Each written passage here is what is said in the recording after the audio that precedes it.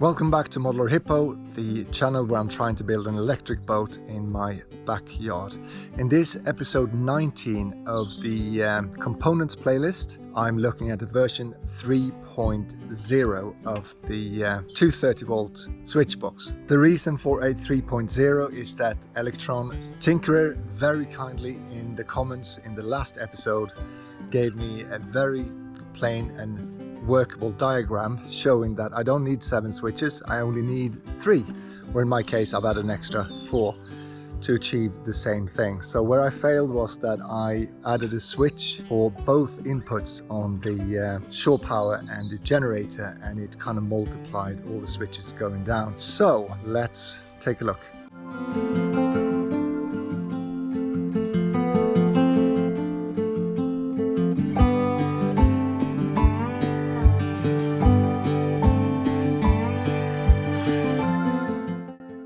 So this can get really tight, but you don't know until you try. So this is the idea in terms of spacing them out. What I don't want to risk is that the height of the rotary switch hits this end here, and I think that little gap here should be enough to get that clearance. So I'll do the drilling and we'll fit them and we'll see how it looks. Wow, how amazing is this? The snow is gone, the ice is gone, the sun is out, and it feels so much better. With the holes drilled, I can now mount the 4 3-way switches. And a note to self, don't drill through a plastic lid when you have your leg underneath it. It's extremely stupid. As well as if you are working from a ledge, before you stand up, don't hit your head on the door. Okay, moment of truth. I have fixed one of the rotary switches that is in risk of catching. So here we go. And it literally just a millimeter. So what I probably will have to do is either take a little bit off that plastic end bit. And that's probably better than to take this piece off. As soon as I compromise this, I'm going to lose the IP65 qualities. But this only looks like it's literally just a plastic frame that is not doing much. So I'll probably take a little bit off that rotary switch, and the same for the one that is mounted here. And that should still, I would say, not compromise the rotary switch. So let's do that. Sanding the corner of the plastic on both of these so that they're now clear with no interference. And this is how it looks with the 4 3-way switches temporarily put on.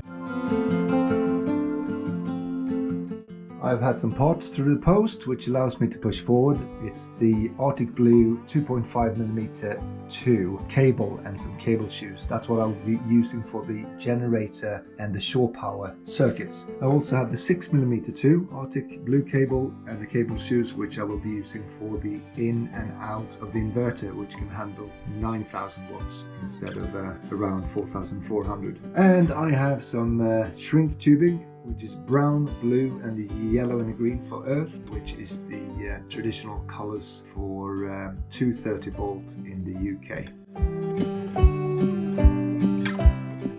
Okay, we've got this far, so I have connected all the rotary switches. It looks a bit of a mess here, but it's actually more messy because I've just put a black and a red small 12 volt cable on here so I can test the circuit. So once those black and red cables are taken out, it doesn't look that bad, to be honest. So what I've done is I've used this little power supply, 12 volt power supply, and I've connected that to shore power as a test. I've gone through all of these beforehand so I know they work, but just to show you an example. So that goes into shore power, and with the right settings it should come out at the 230 mains. So if we use this 12 volt motorcycle light, we should be able to connect them together and we have light. So as I said, I've gone through all these different connections, and when I switch the first one to 1 or to 2 and use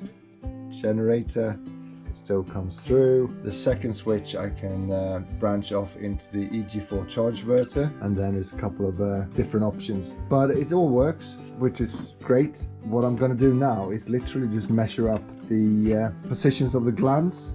I can see this sitting on the starboard side under the inverter, so I'm thinking that the inverter cables can come straight in here. I can imagine that the generator and shore power will come from bow side, so they will come in here, and then potentially something coming out here for the mains into the separate fuse terminal, and then another out for the EG4 charge verter. So I'm going to take a look at that now.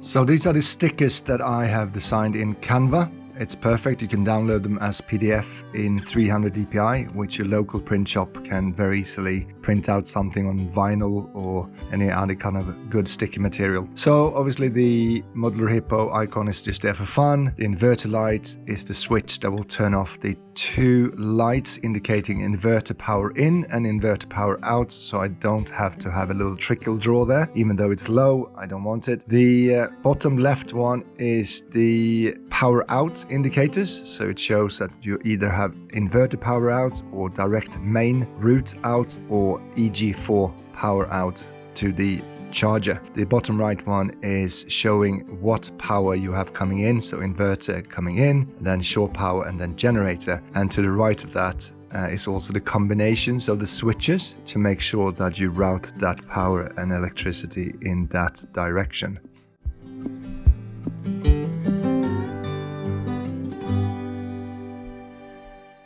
Picked up the vinyl stickers for the front, so all I need to do now is just cut them into shape, and then when I'm done with the box, that's when I will put the stickers on. Otherwise I'll probably end up wrecking them working on the box, so this will be one of the last things I do.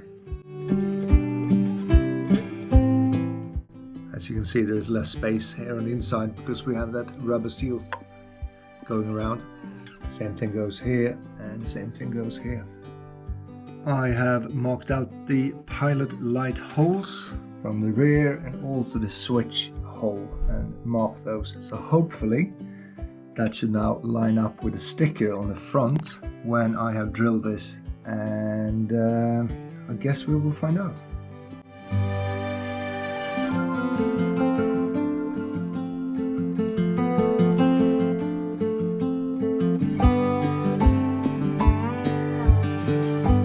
When I drilled the holes at the top here, I butchered the box because I drilled the holes in the wrong place. It went into the thicker section on the inside, which means I couldn't fit these. So I've printed these covers to cover that ugly hole, and as well put two pilot holes here straight away so I know where I need to drill. Same thing goes on the sides and on the other side as well. So we might as well drill that now and see if it works. With the glands in place, we now have inverter in and inverter out. On the aft side, we have the generator in and the shore power in. And on the bow side, we have, this will go to main, 230 volts out into the fuse box. And this one will go to the EG4 charge verter. So that is one step forward. Also now got the earth bar in place, so I've epoxied that as well as put some epoxy putty around it to make sure that it stays in place. I reduced the height of it just to make sure it doesn't touch any of the components above when you close the lid. Left to do before I can take this one for a test drive is that I'm going to replace all of these connections. Reason being that the blue fork connections aren't sitting as tight as I want them to. I want it to be safer than that, so I'm going to use ring terminals instead. The other reason is that the blue fork connections are rated at 15 amp, which is roughly 3450 watt, which is below what I will receive from the isolation inverter, which is 3600. And the potential peak of 4,400 from the Honda generators. The other thing I will do when that's done is connect all these prepared dummy connections. So it's 3 for power in and there's 3 to illustrate power out. So that gives me an easy way to make sure everything is working fine. Apart from that is just to then connect the pilot lights as well as the switches. And what I will do is I'm going to print some raised platforms for these connection points to make sure that it's easier to get the cables in. So once that's glued in place and all the cabling has been done, we can then take it for a test drive, and if everything works we can put it away and start working on the next box, which will be the 230 volt trip switches.